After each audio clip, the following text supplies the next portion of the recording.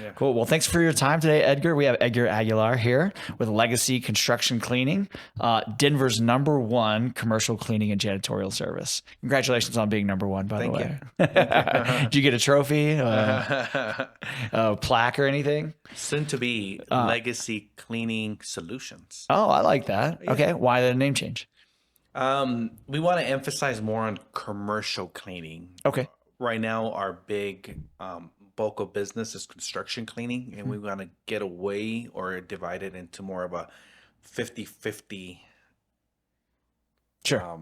revenue base, where we're doing hopefully 50% revenue over here on construction cleaning and 50% revenue over here on commercial cleaning. So, Oh, dude, you sound just like me, and I know exactly why. It's because one is more of like a monthly, the check hits the mail, and you just, it's consistent. It's that consistent cash flow. Yep. And the construction one, you're probably revenue is maybe a little higher, but they're one-off projects. 100%. It's just all. So the randomness of it is hard to predict. The cash flow is hard to predict. Yes. So it's great having both of those things. That's exactly how we are. We do a monthly retainer for our clients where they can, we just shoot either monthly or quarterly, but we space that out where they pay us monthly. And then we do one-time projects for clients whenever they need it. And, those are great too. We love doing both. We don't want to just do one or the other. They're both great revenue streams, and our clients need both. So yeah, that's so funny that you said that, because I want to be the exact same way. 50% just every month it hits, and then 50% is like a little bit of a randomness, one-off project. So why don't you you kind of just did, but why don't you give your elevator pitch, what you guys do, what you're really good at, what how the services that you provide. we specialize in post-construction cleaning. And when I say that, most people are like, what is that? Like, what does construction cleaning mean? And it's anywhere from the very beginning of the project, right when they're building a house or a building. And that could be picking up drywall and sweeping up the house, or making it tidy, so that way when the homeowner is walking in, let's just call it as an example, a 5 or 10,000 square foot home, and they're walking through the space while it's being built, they don't trip over something and get hurt. Yeah. Or And it just makes it look like the more professional yeah.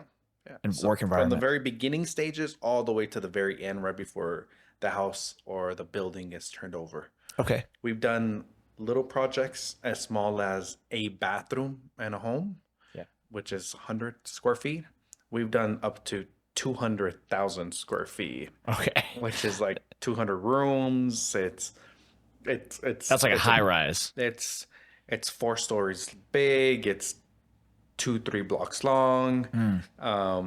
There's a staff of 10 people there for weeks and weeks at a time. Yeah. So we've done it from all shapes and sizes. Okay.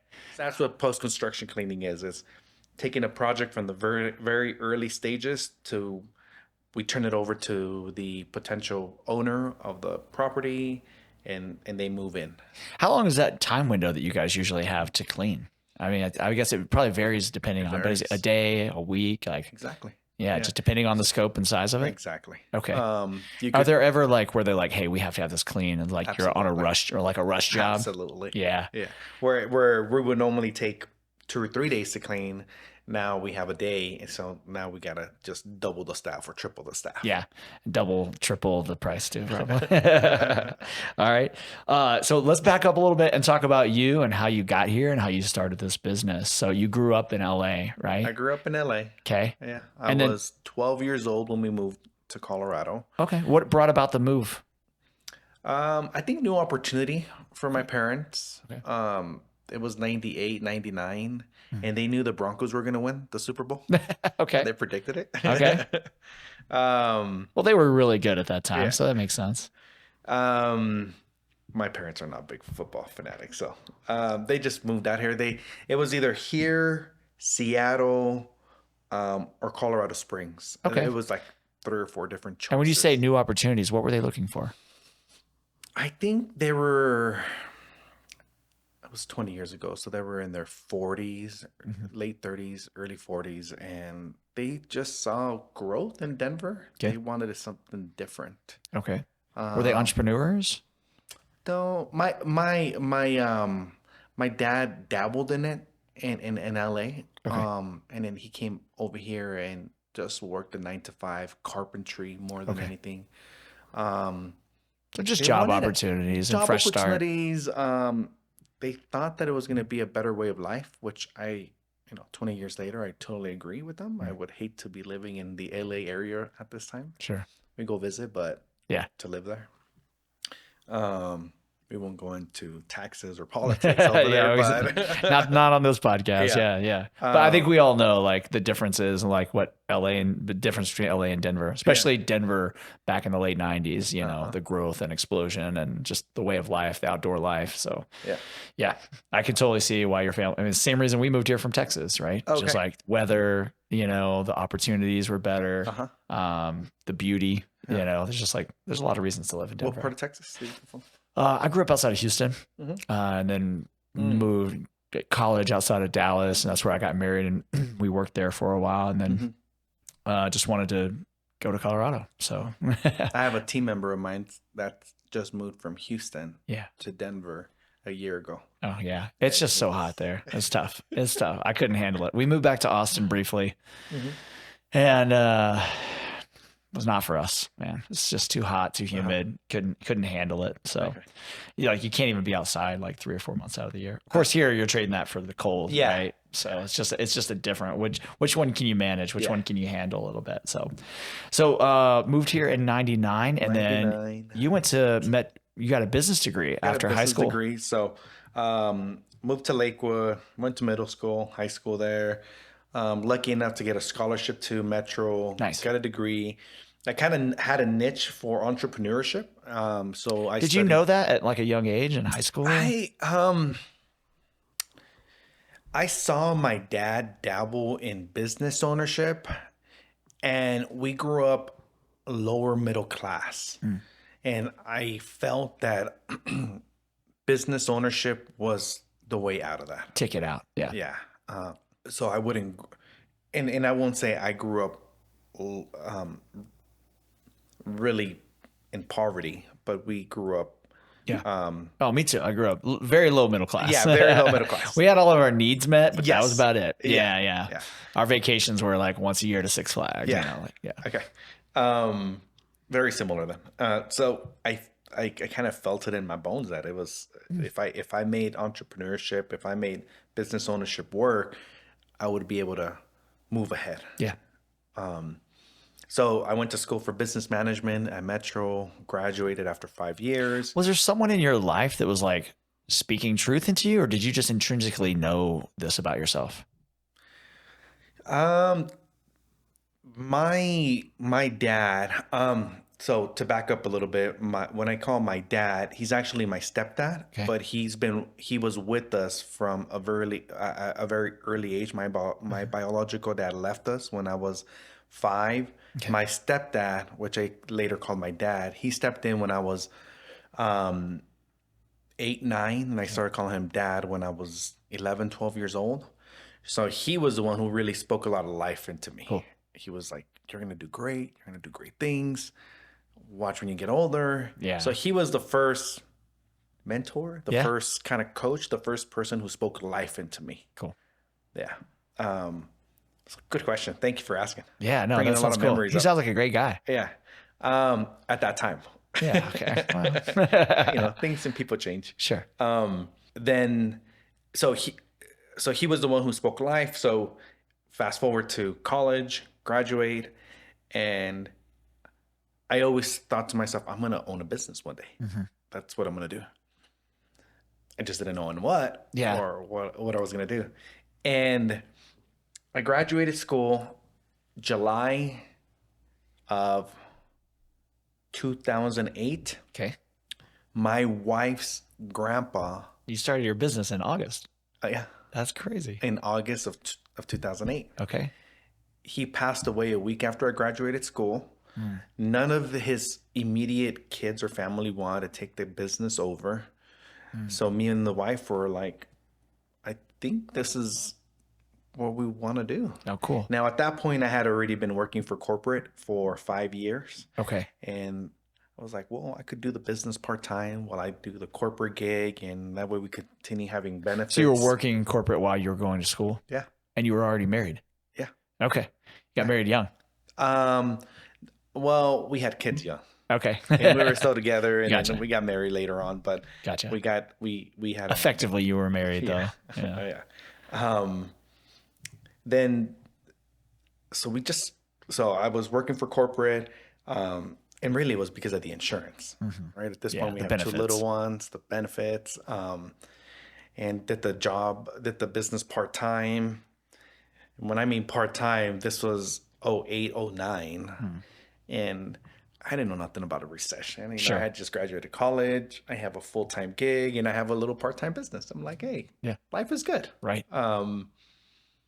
Then it wasn't until a few years later, until I don't know how many people feel like this, but there's a point in your life that after you work for somebody or you work for corporate, or, there's something that happens that you're just like, you know what? I realize I'm just a number with this Hmm. company, and there's really no future. And there is such a, s- um, a salary ceiling, or there's just something that Right.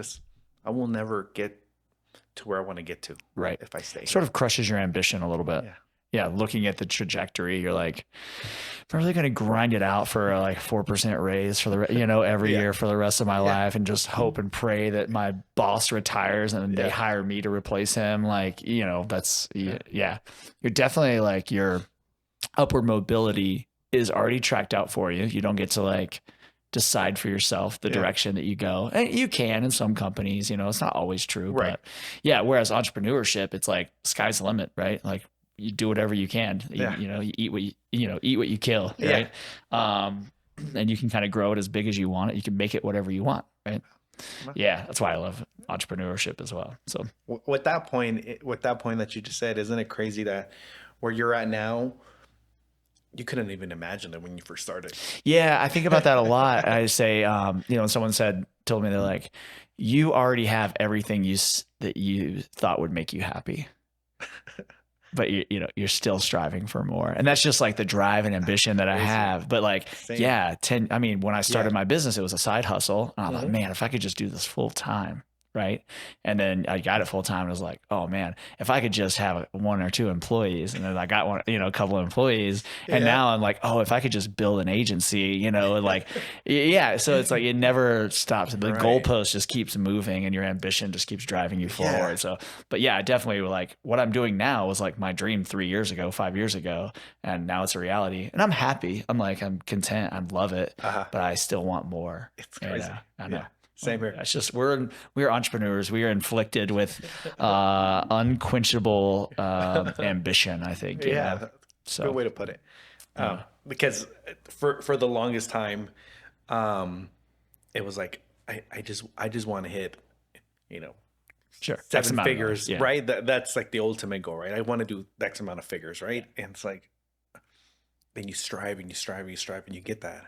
It's like, well, where's the fanfare? Where's Yeah. the balloons and the confetti? You gotta do your own fanfare, man. Right. Yeah, you gotta celebrate your own wins. Uh-huh. You really do, because no one Uh-huh. else is going to. Yeah. So for sure, I get that. So so cool. So you kind of inherited. How did that transaction go? Did you buy the business? Did you just inherit it ultimately? How did that work? I ended up inheriting it more than Okay. anything. Was it called Legacy then?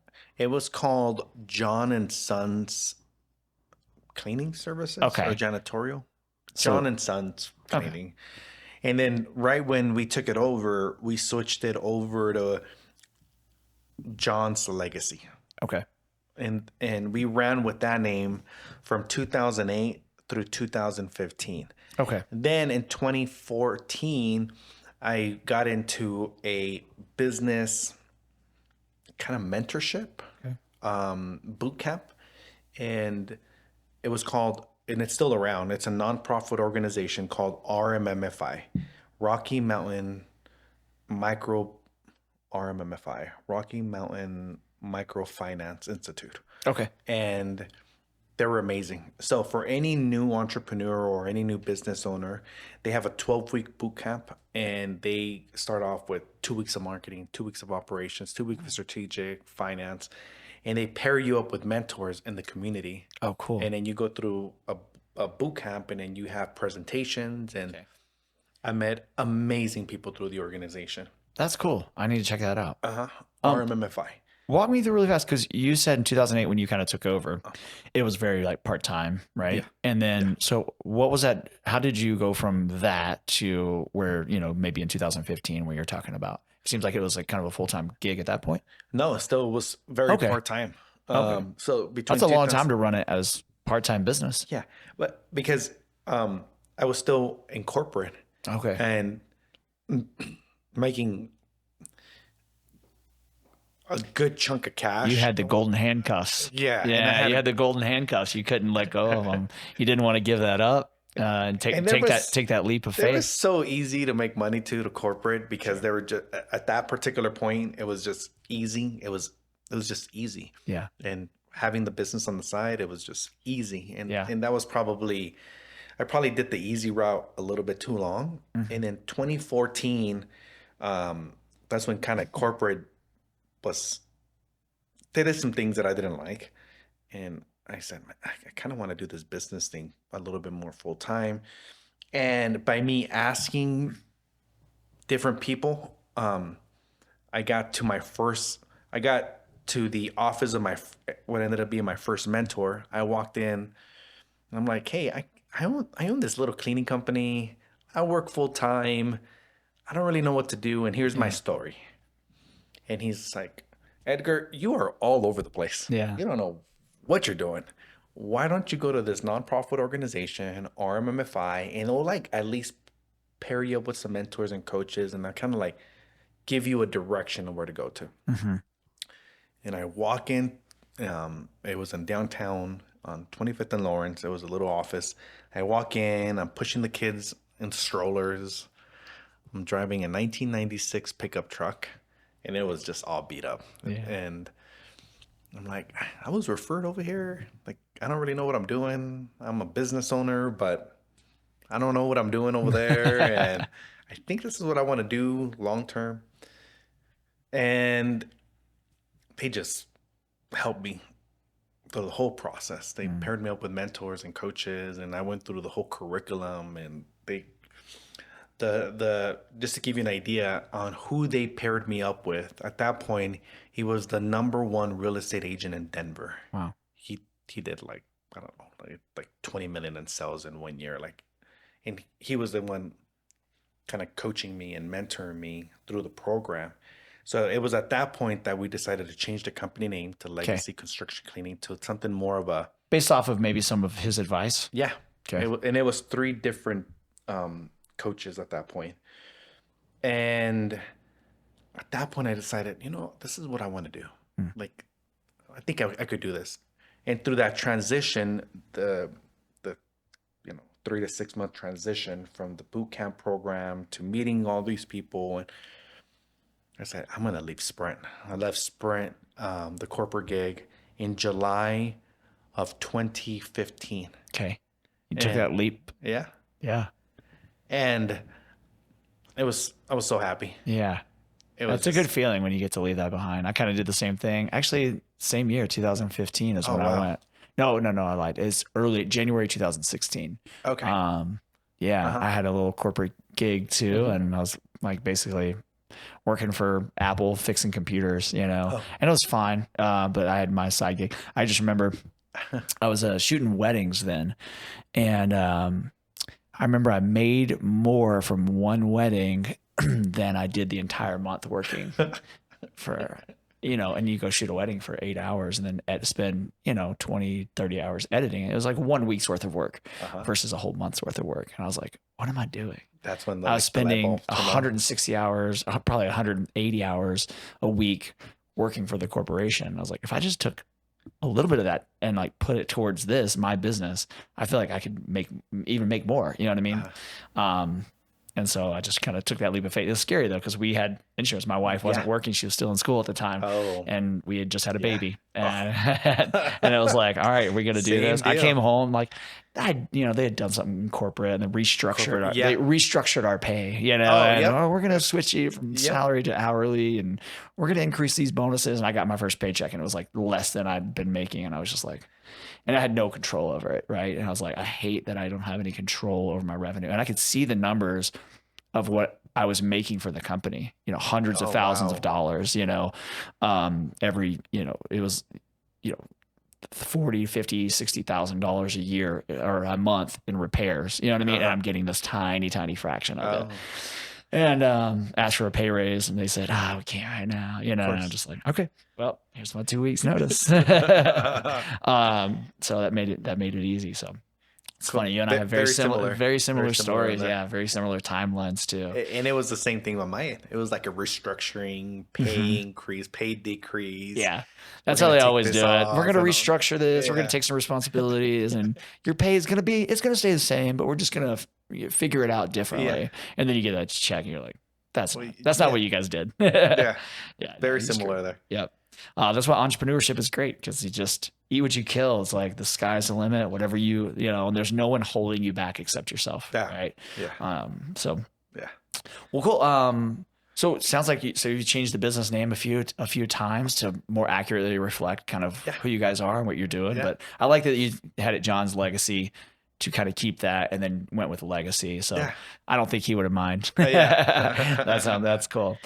So tell me a little bit about your team right now. Like how big is your team? How do you guys operate? So let me take it on from the 2015 and Sure. then answer that question there. So in 2015, 2016, I was like a one-man company. And when we got You a were big, subcontracting people to help you clean, though, right? Or were you out cleaning? I was out there cleaning Okay. from 2016 to about 2019. So a full 3 years. And I was just figuring it out. Sure. I mean, I didn't really know what I was doing. I Yeah. was just, when I got a really big project, I would call mom. I would call mother-in-law, father-in-law. I would Wrangle call up the grandma. troops. Hey, I need you for a weekend. Yeah. Come over here. And because you don't know, you're paying everybody cash. You're Yeah. paying, you don't know what you're doing at Right. that point. I mean, unless you do, and you're very fortunate.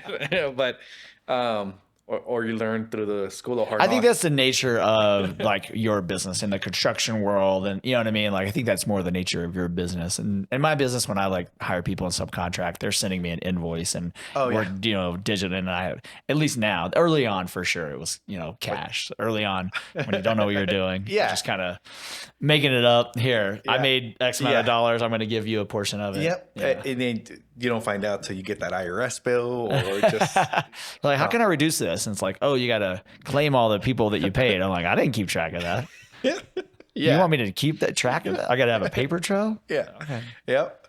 So that's how it was for me for like the next 3 years. And I remember clearly it was me and another team member, and me and him would go and work from 7 till 2 or 3 in the afternoon doing construction cleaning gigs. Okay. Or I would schedule office cleaning gigs, like a Tuesday and a Thursday, and everything else was construction cleaning gigs. And then at night, I was able to land my first janitorial count 6 months after leaving my corporate gig. Okay. And I remember the number. It was like $2,000. Like, I just need $2,000 in order for me to say I never have to go back to work again. Yeah. It was like, that was my magic number. And I would Right. take care of rent, insurance, car payment.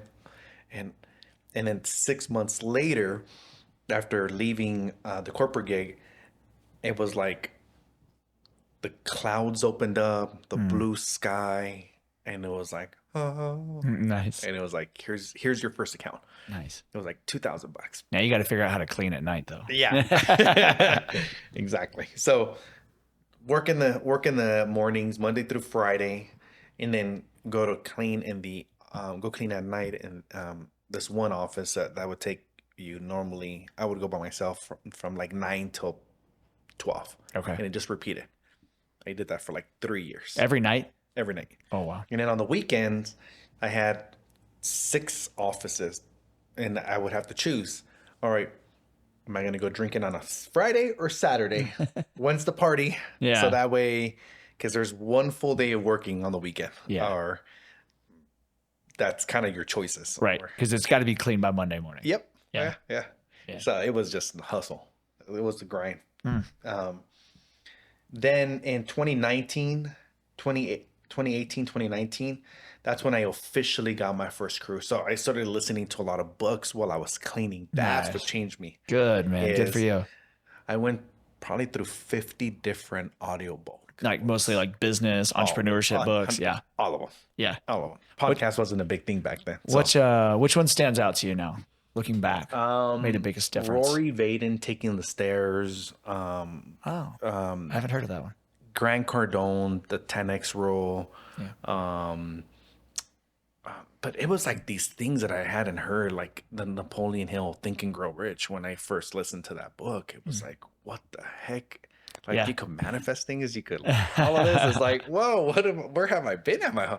Yeah. So like when I started in between 2016 to 2018, 2019, I'm listening to all these business books, Just soaking it all in. soaking it in. And like I'm cleaning. I remember one time I cleaned like a dozen toilets. And I was like the happiest person that you have ever seen cleaning a toilet because I'm like having an education and I'm getting paid to do this. Yeah. It was like the best of both And you're your worlds. own boss. Yeah. Yeah. And it was like, No one's gonna restructure your pay and or take away vacation days. Right. It's like, but it's so funny because you said earlier, I noticed you said, if I could just get $2,000, I'll never have to go back to work. I was like, nah, man, you're working your butt off already. You just don't realize it because you're like doing your own thing and you love it and you're just an entrepreneur. But you were working a lot, but it didn't feel like work to you.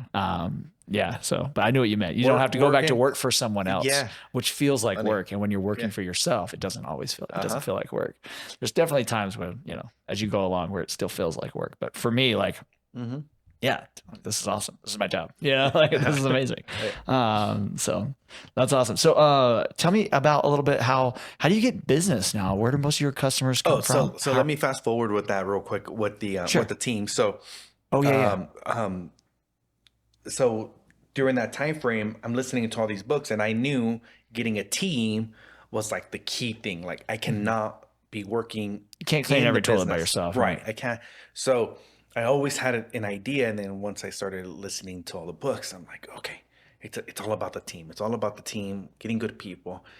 And the first opportunity that I could get a team, I again, coincidence or the man upstairs or just putting the good vibes out there or manifesting it or whatever.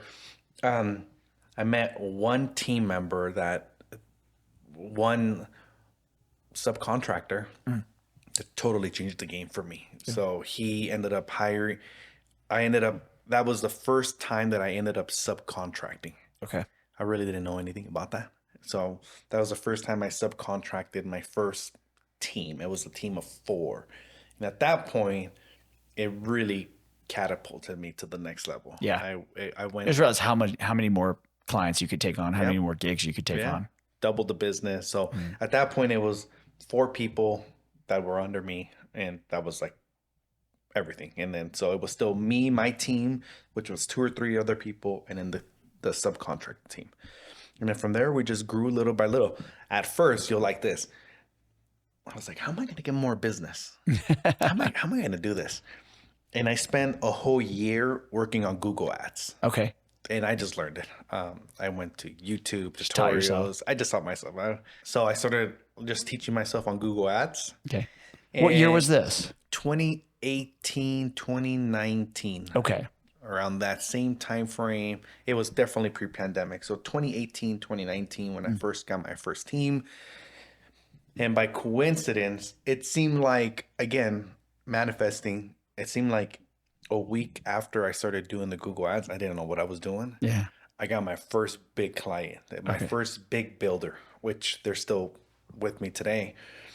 And they were building a 24-unit condo. Okay. And they were building one, and they were building another one. And I was like, how often did they have you come out? I said, I'll do it.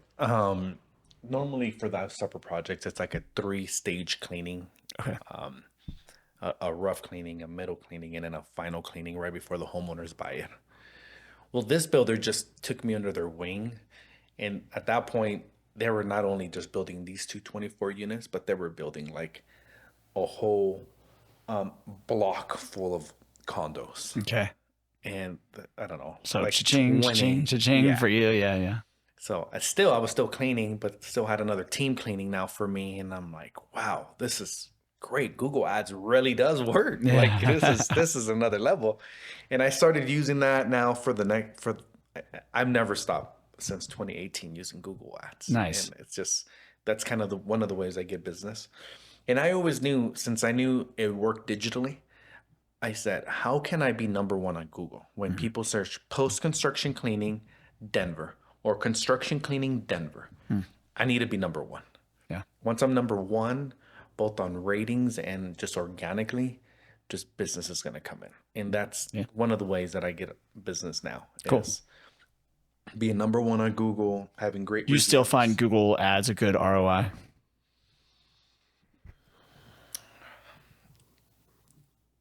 To be determined. Okay. I would say yes, just because Has you it get that changed over the last few ranking. years? Yeah, I mean the competition. I mean everybody's really using it. Sure. Back in 2018, I'm not sure if how many people were using it, and now you could really tell because of the sponsor. Back then, it set the ads. Um, as I've evolved as a business owner, and I've got more and more team members, um, I've learned that I cannot continue doing that. I mean, I got other things to do. Sure. So I've hired. Now my SEO company is handling the Google Ads. Okay. Before that, I tried hiring a third party um, Filipino. That's all Filipino company. Yeah. That's all they did was Google Ads. Okay. Um, it worked. I think okay, but I wasn't getting the ROI that I was expecting. Okay. So now as I evolved, I just transfer that responsibility over to my SEO company that's based here in Colorado. And they're refreshing it and doing it all over again. So it's kind of been from me to a Filipino company to now a Denver based company to do it. So Okay. to your point, I really want different metrics and different um, data to come in. I want to know um, what my leads are costing me. Did those leads come as a conversion? Mhm. What numbers did they call? So Yeah. I'm All your using, sales funnel yeah, numbers. Yeah. yeah, yeah. So that's kind of the responsibility that I am now putting to my SEO company Mm. is I want all of this data once a month. Yeah. And if not, like we're doing something wrong. Yeah. Like out of all these leads, who actually became customers? Who did Yeah. I? That's Who, great information to yeah, know, especially for you who can essentially um, infinitely scale, right? You can kind of just keep on. The more clients you get, the more team members you can hire on, yeah, and you can get pretty much as big as you wanted to in the Denver metro yeah. area. Yeah, so there's no limit. What we do is a little different, and it's harder to just go. You know what I mean?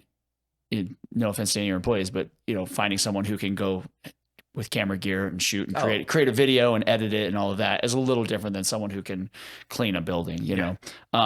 So it's a little less able to scale. So for me, it's all about quality leads. It's like I need to get like every lead that comes in. So I don't focus so much on Google because when I have done that in the past, you get a lot of leads Yeah. and a lot of them they're just budget shoppers. They're just, they have a very small budget and we don't, our budget, we need to have like a healthy budget for it to be worth our time. Yeah. And so I find like just word of mouth has been great for us. You know what I mean? Word of mouth, referral, networking, things like that. Whereas like just pumping out ads on Instagram or YouTube or, Google ads has a smaller return for us. You still get leads. I do get some that way, from Google and stuff. I had one just last week come in that was from Google, and it's pretty rare though for us. Yeah. But that's just the difference in our industry. So yeah, because people are definitely just searching you guys, and the price is what it is. That's the first thing sometimes they ask. It's like, what are your prices? prices? Oh yeah, people ask me that too. I was on a shoot with someone the other day, and they literally were like, what do you guys charge for stuff? You know, and it's just like, I mean, ours is like, it's so custom, you know what I mean? Yours is probably too, to a degree as well, but like so much of it is every quote has to be customized. So that's why like I try to automate as much as I can, but ultimately at the end of the day, we kind of always come back to like, we have to like manually create a quote, build a quote for, so we've done a good job of like packaging our services and kind of like systematizing some of that and productizing what we do. But even that, like, it's like, here's the package that we offer, but every client wants to customize it. And anyway, so Yeah. I like one thing that you said when I asked you is that you have a yes mentality in your business. You want to find a way to say yes. Where did you learn that? Where did you pick up that from? I'm sure that you ran across this when a customer calls to complain about something or an issue or a situation. There's only two things they want to hear: I'm sorry, And yes. and how can we take care of it? Yeah, yeah. So like, let's make it happen. Yeah. And I think from what I'm learning from you, it's like from the background that we've came from to where we're at now, we didn't get here by shooting down offers or by saying no, by or saying we no can't. We don't do that. Yeah. Yeah. So it's um And you, I mean, in your business, even probably more so than mine, is like once you get a client in, as long as you like keep them happy, you know what I mean? And as long as you're doing a good job and everything's going smooth and the price is fair, it's a fair transaction, like you'll just keep them indefinitely, I imagine. Yeah, that's exactly it. Going back to the beginning of the conversation, the only issue is project versus reoccurring. So right now, our project work, our construction work is so much larger than the recurring. That's where we want to change that model. Yeah. And that's where the name change and rebranding of the company is coming in. So we hired a company to rebrand us, change the company name. Nice. So that way we could focus on both revenue streams. Yeah. So much of that is just like what you put forward. You know what I mean? The content you put forward, the copyright on your website, the photos, the videos, like the explanation of your services. Yeah, we're going through a big rebrand right now too. So I feel like you and I have so much in common.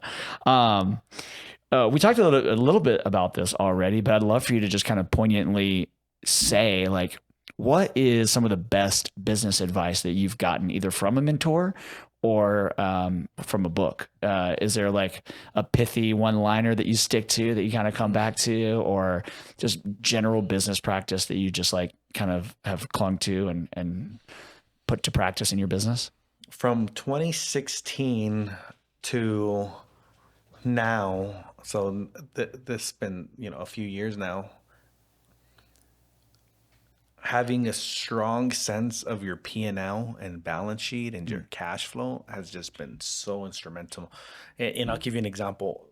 When 2016, when I met my first mentor, he said, "Let me see your P&L." And you're like, what's a what? I said, "What's a P&L?" Well, I'm not going to show you my P&L. It's inappropriate. And then we started working on looking at a P&L for the next 3 years. Oh, cool. For the next 3 years, we just looked at a P&L. Now the difference Profit and is loss sheet for those out there watching who maybe don't know what we're talking about. Profit and loss. It's your income in and your revenue income in, expenses out. Yeah. That was a game changer, and it's still a game changer to this day. Yeah. And you're like, I couldn't operate without knowing those numbers. How could you? How can anyone operate a business without knowing those numbers? Knowing the numbers. I mean, I didn't for a long time either. neither. I just knew I was making more than I was spending, and that's it. And I was like, I'm good, as long as I know I'm making more than I'm spending, but you don't know where any of that money's going. 2019, 2018, we were making money. I mean, we were generating a revenue of a little over $500,000, and you had $500,000 revenue and you didn't know your P&L? No, well, I knew it, but I was running out of money because because our business is such a net 30 kind of base, and I was paying people sometimes on a weekly basis, and I wasn't very never get ahead, right, and I'm waiting for checks and people are not paying, and so in 2018 I hired a CFO, a fractional CFO, Oh, nice. and she was a game changer for me up till now. Like we still meet on watching the cash Okay. and watching, and so, and little did I know, but from 2016 to 2019, when I met my first mentor, we never did. For the people that know this, I mean, this is kind of geeking out on P&L and stuff, but we did everything on an accrual basis. Okay. Well, that's great, but not for a cash business Right. where, and then in 2019 I got my mentality. 2018, 2019 is when I got my mentality change that we shouldn't be reading a P&L on a accrual basis. We should be On a reading cash on a base. cash basis, because that's money coming in, money coming out. I mean, Yeah. that's where we need to be at. And that was a big change for me. What's So going back to your question, what changed? What one was setting big goals. Yeah. Maybe some of the books that I read, listening to Napoleon Hill's Think and Grow Rich, listening to these business books. One of the other books that I read that was really a game changer was the Rockefeller Habits, and setting up your one page strategic goal. And that was really good because you're just able to see everything in one sheet. Hmm. And I remember building that in 2018, 2019. What was that from? The Rockefeller Habits. Okay. Your one page strategic plan. That's Cool. what it is. I'll have to check that out. Yeah. I've never heard that. Yeah. You see your whole business in one page. Okay. It was amazing. It was really good. So going back to your question about what kind of changed me was, listen, I think I read the Rockefeller Habits. I think his name is Vern something, but the Rockefeller Habits, your one page strategic plan, and that's where you kind of see your whole business laid out in one sheet, from your your your goals, your quarterly goals, your core values, 5 year plan, and then your like 25-year plan. Wow. So it was really good. That, and it just knowing my numbers, that Yeah. really helps. I So think I don't even both- know how people operate businesses now without knowing all their numbers, you know. And I have just like a surface level number of like numbers. I'm sure I could dig a lot deeper, and that's what I'm trying to learn that. I think my business is unique in a lot of ways, so it's hard because we have very few clients. You know what I mean? I have like 3 paid projects a month, 5 paid projects a month, something like that. So it's not like we're doing like 20 to 50 projects services. It's not like a lawn service where you do this and then they pay you, and it's like some of my projects last 4 or 5 months. They're really long, so it's hard to put numbers on that. You're invoicing them like on a monthly no, every 2 weeks. It's usually What it's like percentage? usually it's like 50% up front, 50% perfect. after the production. So it's these one-time big checks that come Yeah. in, as opposed to like, which is why I was saying like we're trying to switch a little bit, do a little more retainer style, so that we have that more consistent cash flow. And we're in the middle of shifting some of our business to that, trying to, Yeah. The difference, I'm invoicing roughly 80 times in a month. Yeah. They could be small, $200. Sure. They could be a little larger, $2,000, or they could be like 20,000. It goes in that range. So, but it's 60, 70, 80 invoices that are going out, and that my bookkeeper now needs to like stay on top of it, because as soon as it hits 30 days, someone needs to try to call and collect that. Yeah. So Hey, where's our check? back to the cash flow. Back to the cash flow. So that's been one of the biggest learning lessons, is knowing my cash flow, knowing money coming in, money coming out, who owes us, what accounts payable, accounts receivable, all of that good stuff. Yeah. So cash. Cash is king. Well, it's like it's the lifeblood of your business, right? And so if you don't know it, then Make you or break you. Yeah, you look up one day and just be in the hole and not know how you got there, So that's awesome. You talked a little bit about sort of what's on the horizon for you guys, but maybe you could talk a little bit more about, like, you got a new website, new branding coming, shifting some of your business model. Where do you hope to be a year from now? Right now we have roughly 20 construction cleaning crew members, and and it fluctuates, especially when we get a really big project. We could have 40, Yeah. just because we have 10, 15 people in one project for a year. Oh, wow. So because they're building something really big, or they need us there for a few months, or so it fluctuates. But we have a solid 20 construction team members, and we have a solid 10 to 15 commercial cleaning team members. I like to be able to double that within a year. And the reason behind it is I want to be able to provide the American dream to a lot of people that are coming from not having that opportunity. Yeah. When people hear a cleaner, they think, they are either undocumented or illegal, or they're at the bottom of the barrel, which that could be it, that cannot be it. But because of my history and where I came from, is I want to be able to provide that, even if it's not to that class of people. I just want to be able to provide the American dream. And for a lot of people, they just can't achieve that very easily. So I want to be that vehicle that's able to provide that, which is a house, car, Sure. be able to put something in retirement, maybe send their kids to school. Yeah. Something very simple. Sure. For No, I think that's something that's very underrated about small businesses and entrepreneurship. Providing for opportunities for people, to better their situation, right?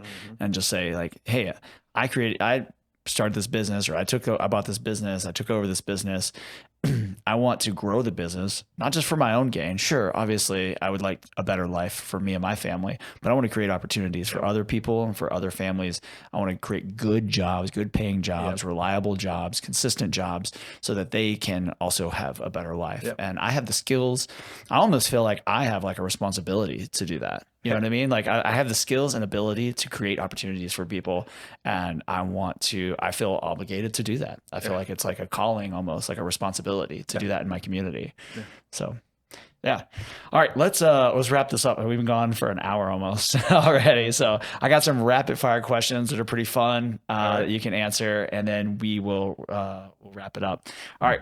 What is the weirdest food that you've ever eaten, Edgar? Oh, shoot. That is a weird question. This is just fun just to end the podcast. Okay. Let me think about it for a sec. Weirdest food. Have you done much international travel? Yeah, I've gone to Mexico a few times. But that's about. They have the best food, though. They don't have weird food. They just have the best food. I know. Have you ever had octopus? I have. Okay, I have an octopus too. That's probably the weirdest thing that I eat. Octopus? As Mexicans, that's true. They eat. You know what's funny? As a Mexican friend of mine in LA took me. He's like, "I'm going to take you to a Mexican seafood restaurant, and you're going to experience something you've never experienced before." And it was just this pile of food, and they gave us a bunch of giant tortilla chips, and we just like scooped it and just ate it like that. It was delicious, but I had never had that before, so. Okay, so me and my son went to this, I don't know, was it a Vietnamese restaurant? But I won't say it was the weirdest food, but it was a weird experience at that point because it was the first time I've done it. And they put a bowl with stew or broth in it, and then you're just cooking the raw food in the broth. Oh, okay. And they give you some noodles, vegetables. And the meat gets done? And the meat, and just then cooking it in the broth? Yeah. Okay. Well, it doesn't take that long. You just sit there for like 2 hours trying to slow cook your meat. That was a weird experience. All right. What's your favorite movie of all time? Dumb and Dumber. Dumb and Dumber. Dude, that's a great one. That's good. I love it. It makes me laugh every time. It's so funny. It's very quotable. There's several quotes out of there. All right. And how do you take your coffee? 1 or 2 creamers. Okay. And where's your favorite place to just like sit and have a cup of coffee? Could be anywhere. My office, in front of my computer. Really? Yeah. Dude, you're such an entrepreneur. Just grinding it. You're like that Gary Vee grinding it away. I love it. All right, and then last one. If you had to have a different career, starting tomorrow, you're going to wake up tomorrow, you're going to do something totally different. What are you going to do? Start another business. I would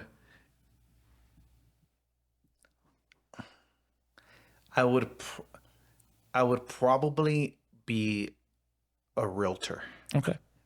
Because I've been watching like the new Netflix show, like Selling Manhattan or Selling Beverly Hills. And I'm like, damn, that looks like fun. It does look like fun. Yeah. And it's kind of like you're on I your dabbled own in real boss. estate for a little bit. I couldn't do it. The contracts, all the paperwork. Yeah. I couldn't do it. So. It's like a smaller version of you being a solopreneur. Yeah. And it's how'd you say? You get what you kill. Yeah, eat what you kill. Eat what you kill. Yeah, so it's kind of the same deal. It is. Yeah. You're really pretty reliant on yourself to generate your own business and your own revenue. Yeah. So, I would be a dentist. Every time I go to the dentist, I'm like, these guys are killing it, man. And they're upselling me on everything. They can sell. We got to do more x-rays. We got to do the fluoride. We got to do this. And they just like bill in the insurance companies, just swimming in the money. I don't know about that. And they just, they don't even work on Fridays. They come, they don't even work on Mondays. It's like, the dentist is only here actually Tuesday, Wednesday, Thursday. And they come in for like 10 seconds. They look at my teeth. They're like, all right, they look good. We'll see you in 6 months. And it's less school than a doctor or a surgeon. And you're not dealing with anyone's life or death. It's just teeth. So. I hear dentists are hugely in debt. Oh, really? Normally. Oh, because they have to usually buy their practice or start. It costs a lot to start the practice. And they're like, for sure, just hugely in debt. That's like every doctor. I feel like they're all, to go to medical school, they're borrowing like $400,000 to go to medical school. Yeah. It takes them 20 years to pay it off. Yeah. I think I saw there was this like 60-year-old doctor who was like still paying off his student loans. Oh. Yeah. But they could pay it off faster. They just choose not to because the interest is so low. Mm-hmm. So, all right, man. Well, dude, thank you so much for your time. Thank you. Appreciate you being here. Why don't you tell people where they can find you? Are you going to have a new website coming out? Where do you want to send people who might be watching this, who might be interested in your services? Where should they find you? LegacyConstructionCleaning.com. Okay. Would be the best one. And then all our information's on there. Put it into Google. Yeah. See if he comes up at the top. Post-construction cleaning. He'll be at the top. Denver. You can find him at the top of Google. Cool, man. Awesome. Well, thanks a lot for your time. Appreciate it.